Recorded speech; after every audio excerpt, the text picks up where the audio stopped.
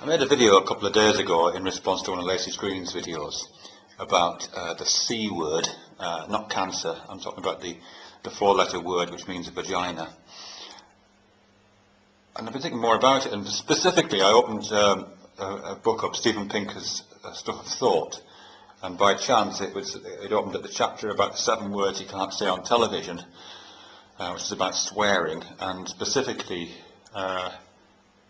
as luck would have it, on the paragraph where he talks about the C word. He doesn't talk about that particular word at length, but he does talk about why references to vaginas might be inappropriate, or might be considered insulting and taboo. And there's 2 aspects to it, really. Firstly, there's the sense of why vaginas and the C word that refers to vaginas might be taboo in the first place, and then secondly, why a word for that might be taboo. The first part of it, and this is only Pinker's explanation of it. It's different to the one that LaciGreen gives, for example, which is more to do with power politics, and I'm sure it's multivalent, and there's lots of different explanations playing out into it. But the one that Pinker's talking about is to do with what he refers to as the effluvia of the body, and the things that come out of the body. And he's talking about excrement and feces and urine, mucus from the nose, seminal fluid, pus from wounds, blood, spit, and in this particular section, menstrual fluid, menstrual blood. And basically, what he's basically saying is that these emissions from the body, particularly the emissions that come from the southern half of the body, so to speak, tend to be vectors, or historically have been vectors for disease. And if you like, the progress of civilization has been a progress of distancing ourselves from those effluvia and distancing ourselves from the potential for disease that those fluids can bring. It's a tricky topic, I think, particularly when you're talking about the C word and the vaginas, because of course it does play into the politics of all that, and it's politically incorrect to talk about parts of the human body as vectors for disease. But I guess, as I say, he's talking historically here, and he's inviting us to imagine what it was like at the time these taboos were derived, which is a time before, in this case, tampons, before toilet paper, before regular bathing, before hygiene in a more general sense, before the flush toilet, before anti-fungal, anti-bacterial drugs, before soap. It's a different time, I think, and I think under those conditions most of us would probably want to distance ourselves from, well, in a much more rigorous way than perhaps we would now. I'm sure there would be times when vaginas were not very pleasant places to go near. Yeah, and so he's basically saying that the taboo probably originated in those times. I don't know if he's right or not, but that's certainly the idea of that. The other thing he says, which is about language, which I think is really important actually, because of course there's a second half to that. You know, you can kind of see the logic of not wanting to go near to a part of a person's body if that person's body is associated with disease. And I think most of us today would kind of avoid going towards any person's body if that body was dirty and unwashed. We would feel still a bit iffy about that.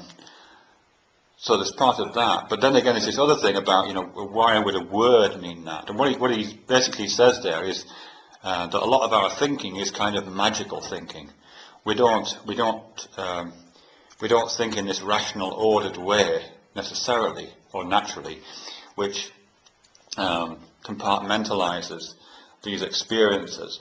There's a much more kind of leaky and generalized sense of thinking that goes on, much more ambiguously associative that's going on, which underpins lots of our taboos and lots of our thoughts. So, for example, most of us would feel uncomfortable about defacing a photograph of a loved one.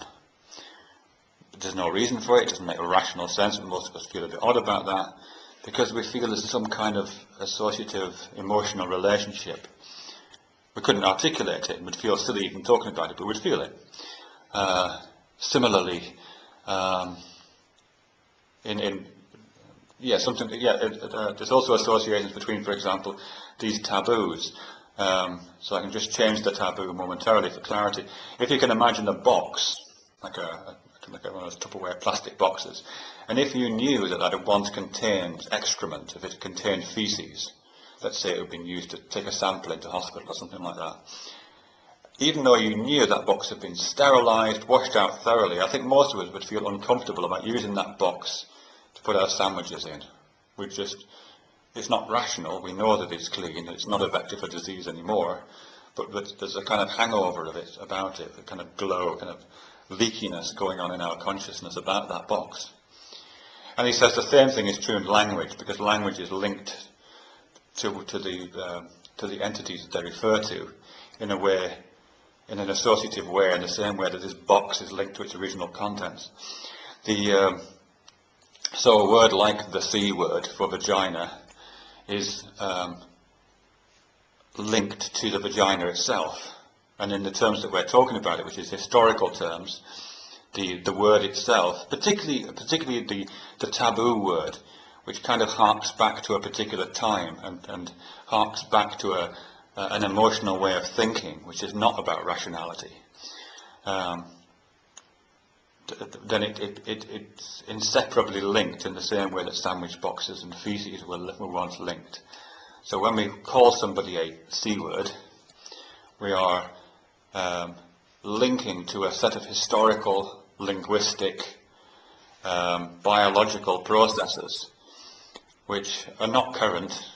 They not belong to this period of historical history, nor do they belong to the field of real things, as opposed to language, nor do they belong to the field of rationality. But they're still incredibly powerful. Incredibly powerful. I know some of the responses I got from the last video I made when I used the C word and talked about it a bit were very indicative that people were troubled by that. And I can see why. I wouldn't like that word to be used against me in anger either. It's funny how deep those associations run in even the most rational of us. Not that that's me, but you know what I mean. Anyway, thanks very much.